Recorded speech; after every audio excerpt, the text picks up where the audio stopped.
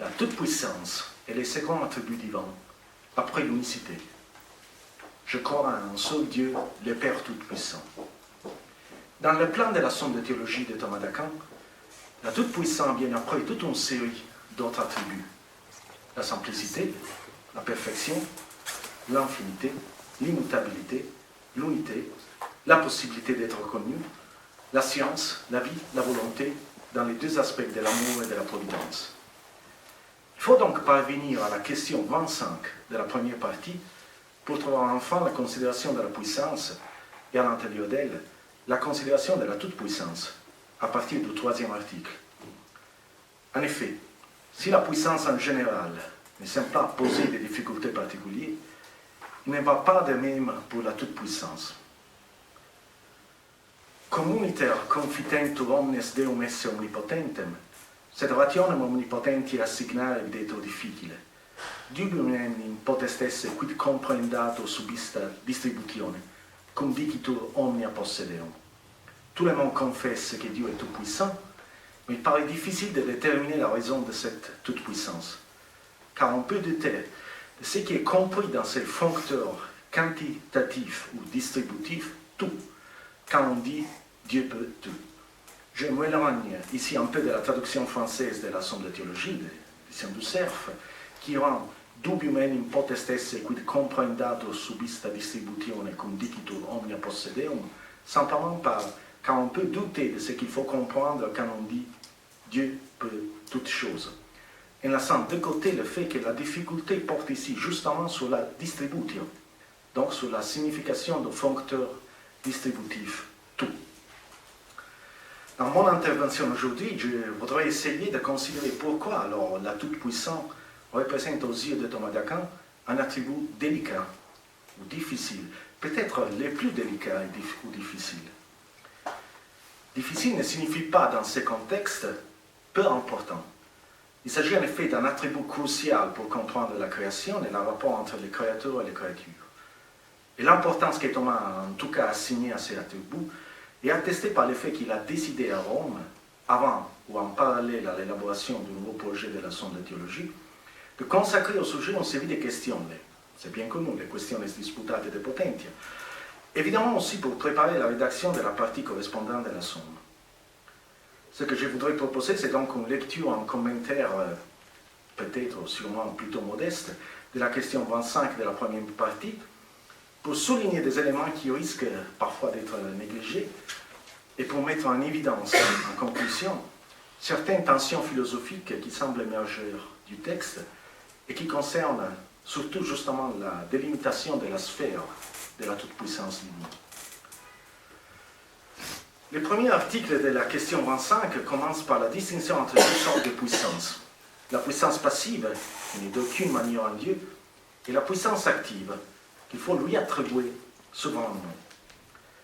Il est manifeste en effet que tout étant dans la mesure où il est un acte parfait, est le principe actif de quelque chose. Si Dieu donc est parfaitement un acte, il doit posséder une puissance active. Mais les premiers articles nous donnent aussi, peut-être surtout en réponse à la question concernant la place de la considération de la puissance après la discussion de plusieurs autres attributs divins. Le quatrième argument quod non du premier article soulève l'objection suivante. La science de Dieu et sa volonté sont la cause des choses. Or, cause et principe sont identiques. Il ne faut donc pas attribuer à Dieu de la puissance, mais seulement de la science et de la volonté. La réponse de Thomas s'appuie d'un côté sur l'identité réelle en Dieu entre la puissance, la science et la volonté, et de l'autre sur le fait que dans l'essence divine, la science et la volonté elles-mêmes ont raison de puissance. Et c'est justement pour cette raison que la considération de la science et de la volonté précède en Dieu la considération de la puissance, comme la cause précède l'opération et l'effet. D'une certaine façon, la puissance divine est comprise dans les attributs de la science et de la volonté, ce qui explique le fait qu'il soit considéré après les questions dédiées justement à la science et à la volonté.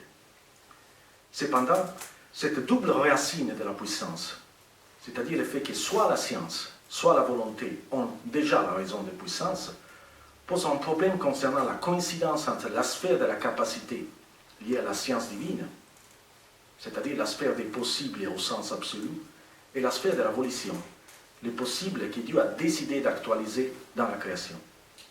J'espère avoir le temps de revenir brièvement sur la question dans mes conclusions. Le deuxième aspect traité par Thomas dans la question 25, article 2, est l'infinité de la puissance divine. On ne peut pas évidemment douter que la puissance divine soit infinie. L'être de Dieu est un être infini, n'étant pas limité par un sujet où il serait reçu. Or, plus un agent possède parfaitement la forme par laquelle il agit, plus grande aussi est sa puissance active. Par exemple, plus un corps est chaud, plus elle a le pouvoir de chauffer. Et son pouvoir de chauffer sera infini si sa chaleur était infinie. En Dieu, l'être et l'essence coïncident. Aussi comme l'essence divine par laquelle Dieu agit est infinie, il s'ensuit que sa puissance est infinie. L'aspect plus délicat de la question est de nouveau soulevé dans un des arguments quod non, et précisément le deuxième.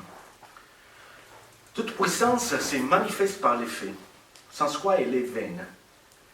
Donc si la puissance de Dieu était infinie, elle produirait un effet infini, ce qui est impossible. La réplique de Thomas se fonde dans ce cas sur la distinction entre agent ou cause univoque et agent ou cause équivoque. La puissance de l'agent équivoque se manifeste tout entière dans son effet. Ainsi, la puissance génératrice dans l'homme n'est pour rien de plus qu'engendrer un homme. Mais la puissance d'un agent non univoque, c'est-à-dire d'un agent équivoque, ne se manifeste pas tout entière dans la production de son effet. Par exemple, la puissance du soleil, cause équivoque des phénomènes sublunaires, ne se manifeste pas tout entière dans la génération d'un animal par la putréfaction. Bon, il est évident que Dieu n'est pas un agent univoque, car rien d'autre ne peut avoir en commun avec Dieu, les genres ou l'espèce. Il est reçu alors que son effet est toujours inférieur à sa puissance. Il n'est donc pas nécessaire que Dieu manifeste sa puissance en produisant un effet infini. On pourrait alors poser une autre objection.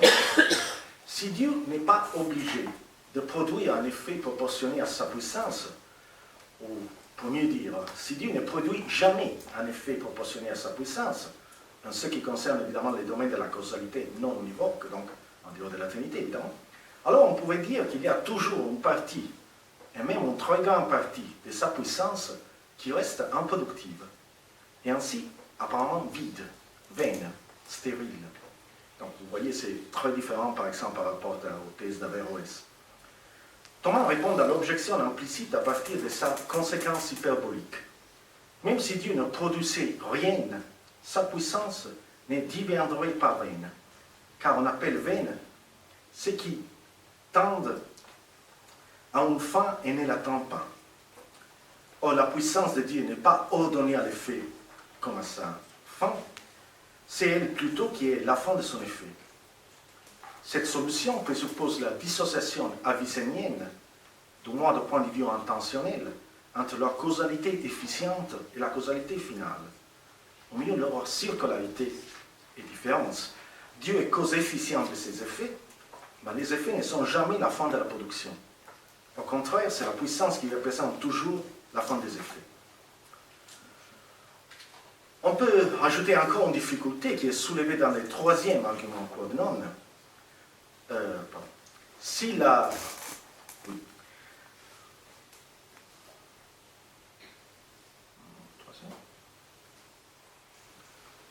Si la puissance de Dieu est infinie, elle devrait produire ses effets dans un temps nul, c'est-à-dire dans un instant. Selon qu'Aristote établit dans le 8e livre de la physique, une puissance corporelle infinie produirait un mouvement instantané en dehors du temps. Mais selon la thèse célèbre d'Augustin dans le De Genesis Litterum, 8e livre, chapitre 20, Dieu met la créature spirituelle dans les temps et la créature corporelle dans les lieux et les temps. L'argument semble donc poser de façon paradoxale que le Dieu chrétien, en tant qu'il produit ses effets dans les temps, possède une puissance plus limitée de celle que les philosophes auraient attribuée un être doué d'une puissance infinie? La réponse de Thomas, par contre, fait appel à Aristote lui-même.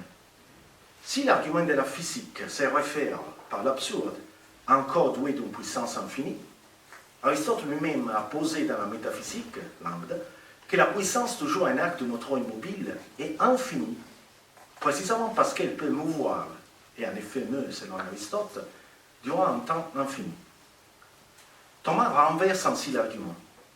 Il est vrai que dans la pensée d'Aristote, une puissance corporelle infinie, si elle existait, devrait mouvoir dans un temps infini, mais n'est pas de même de la puissance d'un moteur incorporel. Il fait donc rappeler de nouveau la distinction entre causalité univoque et causalité équivoque. Un corps mouvant un corps est à son égard un agent univoque. Et dans ce cas, il est nécessaire que toute la puissance de l'agent se manifeste dans son effet, c'est-à-dire dans les mouvements. Si donc un corps était doué, par hypothèse, d'une puissance infinie, il devrait mouvoir d'une vitesse hors de proportion avec tout autre, et donc dans un instant, dans un temps nul.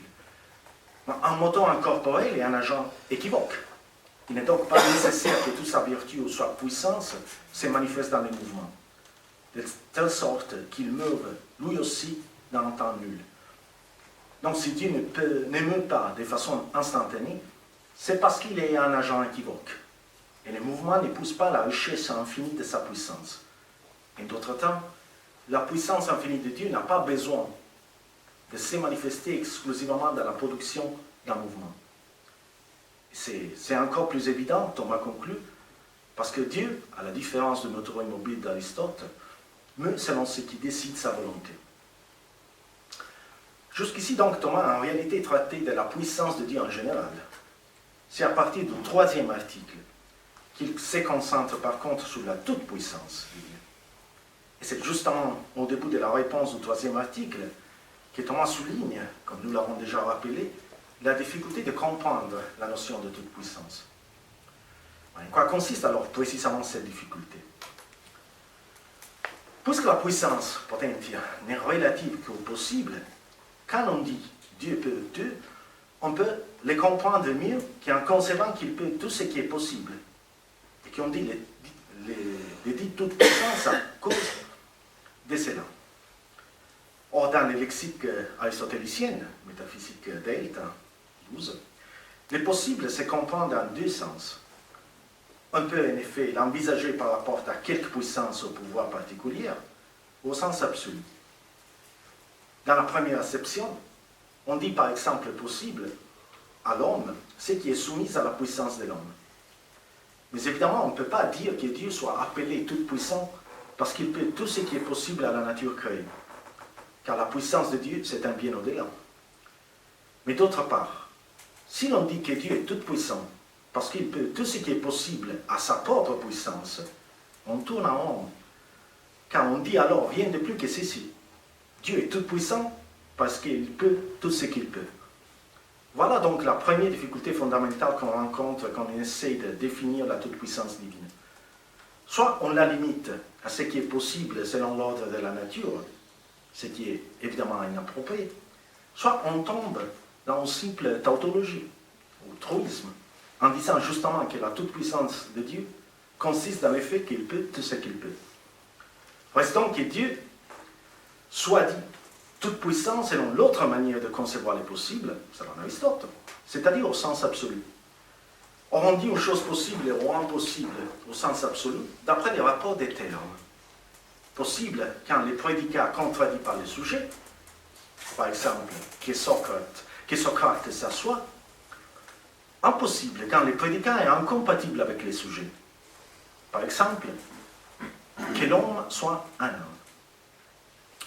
Il faut peut-être nous arrêter un instant sur cette première décision thomasienne, c'est-à-dire sur le choix de considérer la toute-puissance de Dieu à partir de ce qui est possible au sens absolu. Il y a au moins trois choses à souligner. D'abord, si Thomas montre souvent une certaine oscillation entre une interprétation statistico-temporelle ou fréquentative des modalités, comme par exemple dans les articles précédents de la Somme, dans l'exposition de la troisième loi, et une interprétation qu'on pourrait appeler contrefactuelle des modalités, c'est évident que c'est à cette dernière qu'il fait appel ici. Possibilité et impossibilité sont définies à partir de la compatibilité ou incompatibilité logique, et non à partir de la réalisation ou fréquence temporelle des événements, et donc de façon indépendante, par exemple, par rapport à la causalité. En deuxième lieu, et par conséquent, la possibilité de façon correspondante à la puissance sont ici conçues au niveau strictement propositionnel, ex habitudine terminorum. Donc on ne parle pas directement des choses, mais des propositions. Et des propositions qui évidemment expriment, pour utiliser le lexique de nos amis anglo-saxons, des states of affairs, état des choses, comme l'usage de la construction infinitive le montre très clairement. Socratem sedere, hominem esse asinum. En troisième lieu, on peut déjà déduire de ce qui précède quelle est la limite effective de la toute-puissance divine, à savoir le principe de non-contradiction, dans la mesure où la distinction entre les possibles et l'impossible est déduite à partir de la compatibilité ou incompatibilité logique entre sujet et prédicat. Ce n'est pas la causalité réelle qui joue un rôle dans la définition du possible absolu et de la toute-puissance, mais la non-contradiction intrinsèque. En répondant au quatrième argument pod non, Thomas n'a aucune citation à préciser, je cite, que si on dit possible absolument, au sens absolu, n'est appelé tel ni par rapport aux causes supérieures, ni à l'égard des causes inférieures, mais en soi-même. Et dans les questions disputate de potentia, question 1, article 3, Thomas souligne que l'impossible qui est dit tel, non par rapport en puissance, mais en soi, est dit en raison de la contradiction des termes. Toute contradiction des termes vient d'une opposition, et dans toute opposition sont incluses l'affirmation et la négation. C'est pourquoi toute impossibilité de ce genre implique que l'affirmation et la négation soient ou aient lieu en même temps. Évidemment, je n'ai pas l'intention aujourd'hui de vous proposer un Thomas ocamiste ou terministe sur la question de la toute-puissance divine. Mais je crois que c'est quand même nécessaire de souligner, parce qu'on ne fait presque jamais, l'horizon propositionnel et terministe dans lequel la question s'inscrit, selon Thomas lui-même. Mais quelle est alors la sphère du possible au sens absolu? Pour y répondre, il faut considérer plus en détail les rapports entre l'air possible absolu et la puissance correspondante. Puisque tout agent produit un effet semblable à lui, cum unum quodque agens agat sibi simile, selon un des adages thomasiens les plus connus, il faut en effet considérer qu'à toute puissance active corresponde un possible qui est son objet propre, et qui est conforme à la raison formelle de l'acte sur lequel se fonde sa puissance active. Ainsi, la puissance d'échauffer se rapporte comme son objet propre à ce qui est susceptible d'échauffement. Or, l'être divin, sur quoi se fonde la raison, les modes d'être de la puissance divine, ratio divine potentiae, est, comme nous le savons déjà, un être infini et non limité à quelques genres de l'être, car il possède en soi par avance la perfection de tout l'être. En conséquence, tout ce qui peut répondre à la notion d'être se trouve contenu dans les possibles au sens absolu, à l'égard duquel Dieu est dit tout-puissant. Or, rien n'est opposé à la raison de l'étant, si ce n'est le non-étant. Donc, ce qui exclut de la notion de possible au sens absolu, soumise à la puissance divine, et ce qui implique en soi simultanément l'être et le non-être. Donc, comme nous l'avons déjà anticipé, ce qui n'est pas en soi contradictoire. Comme pour tous les maîtres scolastiques, dans Scott et Guillaume d'Occam inclus, Thomas pose donc une seule limitation à la toute-puissance divine, à savoir les principes de non-contradiction. Durant le Moyen-Âge, il y a peut-être deux seules exceptions. Dans la période préscolastique, c'est bien connu, Pierre Damiens, et à la fin du Moyen-Âge, Nicolas Décu. Dans les deux cas, il faudrait peut-être considérer plus en détail les fondements néoplatoniciens de leurs respectives positions. Toutefois, strictement parlé, le principe de non-contradiction n'est pas une véritable limitation de la puissance active de Dieu. Il implique plutôt l'absence de la puissance passive. Ce qui est impossible en soi ne peut être réalisé par aucun agent, ce que Thomas se charge immédiatement de préciser. Quant aux objets qui impliquent contradiction, ils ne sont pas compris dans la toute-puissance divine parce qu'ils ne peuvent pas avoir raison de possible. Pour cette raison, il convient de dire d'eux qu'ils ne peuvent pas être faits plutôt que de dire Dieu ne peut pas les faire. Car ce qui implique contradiction ne peut pas être un concept, nous, l'intelligence, ne pouvons le concevoir. Dans la première question des potentia, donc le texte parallèle plus proche à la somme, toujours l'article 3, Thomas ajoute un argument qui se fonde plus directement sur la nature de l'essence divine. Ce qui est impossible, Dieu ne peut pas le faire parce qu'il est acte au plus haut point, et l'état principal, cum Deus sic actus maxime et principale ens. C'est pourquoi son action ne peut se terminer principalement qu'à l'état, et en étant seulement de façon secondaire, conséquente. Et c'est pourquoi il ne peut pas faire que l'affirmation et la négation soient vraies en même temps, ni rien de ce en quoi cette impossibilité est incluse. Et on ne peut pas dire qu'il ne peut pas le faire à cause de la défaillance de sa puissance, mais à cause de la défaillance du possible, parce que celui-ci n'a pas en vérité la raison du possible. Les restants 3 articles de la question 25 portent sur des questions classiques concernant la toute-puissance divine. D'abord, Dieu peut-il faire que les choses passées n'aient pas été?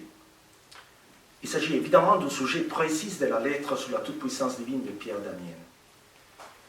Mais Thomas ne se contente pas de citer comme seul argument contre les passages de la lettre au Stoichium de Jérôme que Pierre Damien avait essayé de refuser.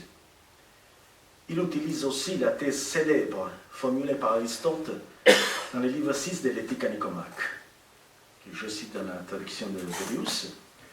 Par ailleurs, ce qui est objet de décision n'est jamais quelque chose qui s'est déjà produit. Ainsi, nul ne décide d'avoir saccagé trop. Car on ne délibère pas non plus de ce qui s'est produit, mais de ce qui est à venir et tient du possible. Or, ce qui s'est produit n'a plus la possibilité de ne pas se produire. D'où les mots justes d'Agathon. Voilà bien, en effet, l'unique pouvoir dont même un Dieu s'éprouve, faire qu'il n'ait pas eu lieu tout ce qu'on a pu accomplir. Fin de citation. Donc, un seul pouvoir manque à Dieu, faire que ce qui a été fait ne l'ait pas été. Thomas n'a donc aucun doute. Ce qui implique contradiction, comme nous venons de le voir, ne tombe pas sous la toute-puissance de Dieu. Or, que le passé n'ait pas existé, c'est une chose qui implique contradiction, et pourtant n'est pas soumise à la puissance divine. Rien d'étonnant, en effet, parce que la position de Thomas est parfaitement alignée à celle de la totalité des maîtres scolastiques, avec les exceptions déjà mentionnées. Il faut néanmoins souligner 2 choses. Dans le contexte de l'Éthique à Nicomaque, comme la citation complète du passage le montre, les mots d'Agathon impliquent une division modale très forte entre le passé et le futur. Le passé est toujours nécessaire, alors que le futur, au moins en ce qui concerne l'aspect de ce qui n'est pas universel, est indéterminé, contingent, ouvert. Il faut lire ces passages de l'Éthique à Nicomaque en parallèle avec le chapitre 9 de l'interprétation et le chapitre 3 du 6e livre de la métaphysique. En assumant l'immutabilité de la connaissance divine, comme dans la théologie thomasienne et plus en général la théologie chrétienne, il en résulte que les dimensions du temps n'ont la même valeur modale pour Dieu non plus. Deuxièmement, ce qui est encore plus délicat, cette thèse implique que la sphère de la puissance divine se rétrécit progressivement avec l'écoulement du temps, c'est-à-dire avec la transformation progressive du présent et du futur dans le passé. Avec l'écoulement du temps, en d'autres mots, plusieurs événements deviennent nécessaires et échappent ainsi à la possibilité de la part de Dieu de les modifier. C'est Thomas lui-même qui reconnaît paradoxalement, au moins de manière implicite, cette difficulté dans sa réponse au deuxième argument. Il y a des choses qui ne sont pas soumises à la puissance divine parce qu'il leur manque d'être possibles. Ainsi, si l'on considère l'immutabilité de la puissance divine, Dieu peut tout ce qu'il a pu, mais certaines choses ont été possibles autrefois, quand elles étaient faisables, qui aujourd'hui ne le sont plus, parce qu'elles ont été faites. Ainsi, selon Thomas, on dit toujours que Dieu ne le peut pas faire pour exprimer qu'elles-mêmes ne peuvent pas être faites. Donc on pourrait dire, dans une perspective thomasienne, thomiste, que rien ne change pour Dieu, car les statuts modales changent seulement pour les choses créées. On a déjà mentionné les principes selon lesquels, en effet, les relations entre le Créateur et les créatures sont logiques du point de vue de la part des créatures et sont logiques de la part de Dieu et sont réelles de la part des créatures. Justement, si les relations des choses créées ne sont pas réellement, simplement logiques, on pourrait dire simplement que les changements du statut modal affectent simplement le statut des choses créées. Pourtant, il paraît en tout cas difficile de nier qu'il y a, avec la transformation de ce qui est contingent en ce qui est nécessaire et non modifiable, même par Dieu ou par un Dieu, une réduction correspondante de l'extension de la sphère de la puissance divine. Un autre aspect très délicat est représenté par la question de savoir si Dieu peut faire les choses qu'il ne fait pas, ou omettre celles qu'il fait. C'est l'article 5. Il y a dans cette question deux erreurs opposées à éviter. Sur ces sujets, écrit en effet Thomas, certains se sont trompés de deux façons. Les uns ont prétendu que Dieu agit comme par nécessité de nature, de sorte qu'à l'instar des choses naturelles, nous ne pouvons provenir d'autres effets que ceux qui se produisent. Un homme d'une semence d'homme, un olivier d'une semence d'olivier. J'aime beaucoup cet exemple parce que je viens de le trouver. Il s'agit d'un erreur attribué évidemment à Pierre Abélard. Mais pour Thomas, attribué à Pierre Abélard, en effet, on ne trouve jamais dans les écrits de Pierre Abélard cette texte.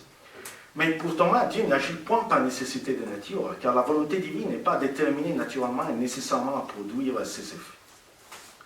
Donc, ces cours des choses ne proviennent purement de Dieu, avec une telle nécessité qu'il ne puisse produire d'autres. Certains, en revanche, ont dit que la puissance divine est déterminée au cours actuel des choses à cause de l'ordre conçu par sa sagesse et sa justice, hors desquels Dieu ne fait rien. Cette thèse implique la réduction ou la coïncidence de la puissance absolue à la puissance ordonnée, thèse qui sera soutenue de manière radicale, mais après Thomas, par Henri de Gand. Mais selon Thomas, la sagesse de Dieu, qui coïncide avec sa puissance, n'est pas restreinte à un ordre de choses fixes, tellement qu'il ne puisse découler d'elle un ordre différent. On comprend alors que pour Thomas, la sphère de la puissance absolue coïncide avec la sphère du possible au sens absolu, à savoir avec tout ce en quoi peut se trouver la raison des temps, alors que la sphère de la puissance ordonnée coïncide avec ce que la puissance divine peut faire en tant qu'exécutrice de la volonté divine. Donc, selon cette partition, on peut dire que Dieu peut, de puissance absolue, faire autre chose que ce qu'il a prévu et préordonné qu'il ferait. Et cependant, il est impossible qu'il fasse réellement des choses qu'il n'aurait pas prévues et préordonné devoir faire. Car les faire, c'est-à-dire l'actualisation des possibles, est soumise à la préscience et à la prédestination, mais non pas les pouvoirs qui, lui, appartiennent à la nature. Ainsi donc, Dieu fait quelque chose parce qu'il veut.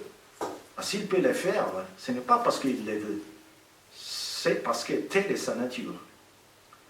Bref, Thomas adopte une des conceptions classiques du rapport entre potentiel absolue et potentiel ordinate, celle selon laquelle la sphère de la puissance absolue coïncide avec l'ensemble des possibilités qui n'ont pas été choisies par Dieu au moment de la création et de l'instauration de l'ordre correspondant à sa volonté. C'est le schéma classique, ça c'est le schéma de Thomas d'Aquin, c'est un schéma classique parmi les théologiens du XIIIe siècle. L'explication alternative, qui est aussi l'explication surtout de Jean Dunscott et William Dockham, de façon différente, c'est le schéma suivant, c'est-à-dire que la puissance ordonnée est toujours comprise dans la puissance absolue. Donc, la puissance absolue ne coïncide pas avec la sphère des puissances ou des possibles qui n'ont pas été utilisés au moment de la création. Sur cette base, on peut comprendre plus facilement la réponse thomasienne au problème posé par le 6e article, c'est-à-dire les choses que Dieu fait pourrait-il les faire meilleurs? Les choses ont une double bonté. L'une appartient à son essence, alors que l'autre s'ajoute à son essence. En ce qui concerne le premier aspect, Dieu ne peut faire nulle chose meilleure qu'elle est, bien qu'il puisse en faire une autre meilleure qu'elle. Concernant la bonté qui s'ajoute à l'essence, par exemple la bonté des vertus, Dieu peut faire meilleure les choses qu'il a faites. Mais absolument parlant, Thomas conclut, quelque chose que Dieu ait fait, il peut toujours en faire une autre meilleure. Cela signifie que de potentia ordinata, Dieu ne peut pas modifier la structure essentielle et spécifique au sens technique, donc la structure des espèces, de l'univers qu'il a décidé de créer. Même s'il peut modifier les propriétés des choses, et même s'il avait la possibilité d'instituer un autre univers avec un ordre différent, et de faire des choses meilleures. Il avait au passé, et il a au présent, mais seulement selon sa potentia absolue. En tout cas, le Dieu de Thomas n'est pas le Dieu de Leibniz. Il avait la possibilité de choisir de faire un monde meilleur. Et il garde dans sa puissance absolue cette possibilité absolue. Cette décision de Thomas nous permet d'arriver à des très brèves conclusions. Comme Bill Courtney l'avait déjà montré, la considération de la toute-puissance divine et des rapports entre la puissance absolue de Dieu et sa puissance ordonnée ne s'écarte pas vraiment de la vision standard des théologiens du XIIIe siècle. Il y a quand même certaines tensions qui concernent en premier lieu la non-coïncidence entre la sphère de la capacité ou la puissance au sens absolu et la sphère de la volition. Et deuxièmement, l'effet qu'adoptant la vision aristotélicienne d'une structurelle différence modale entre le passé et le futur, la sphère de la puissance divine, et je souligne de la puissance absolue de Dieu, semble progressivement se rétrécir. Il s'agit dans ces deux cas de difficultés de quelque sorte communes à tous les théologiens du XIIIe siècle. En général, on pourrait dire qu'il s'agit de difficultés qui rendent la toute-puissance l'un des attributs les plus difficiles à comprendre, comme Thomas lui-même le dit, et peut-être à accepter. Sans en arriver aux thèses bien connues de Hans Jonas sur l'incompatibilité entre l'attribut de la toute-puissance et l'attribut de la bonté divine, il faut reconnaître que, du point de vue de la métaphysique et de la logique modale, l'exigence de la toute-puissance semble heurter contre la position en acte d'un univers fini et contingent. Il y a toutefois des difficultés qui semblent caractériser de façon plus spécifique la position thomasienne, et donc non en général la position des théologiens du XIIIe siècle. Dans la mesure où elles paraissent solidaires avec des éléments spécifiques de la métaphysique thomasienne.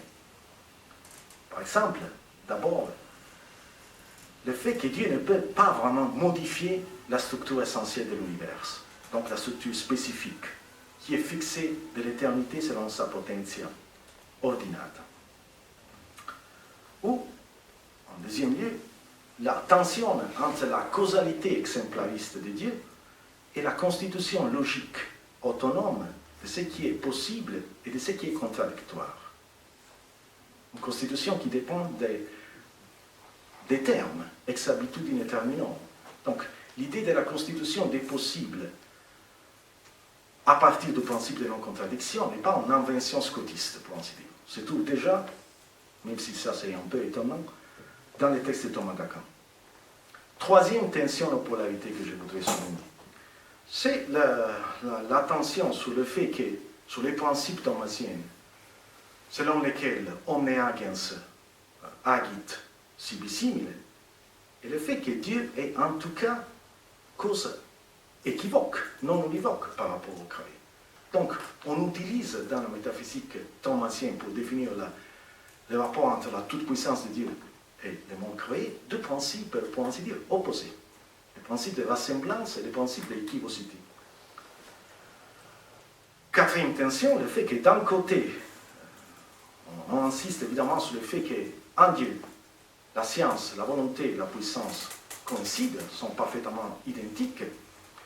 Par contre, on dit, de façon plus explicite, plus implicite dans la somme de théologie, de façon explicite dans les questions de potentia, qu'on peut dire que Dieu est omnipotence.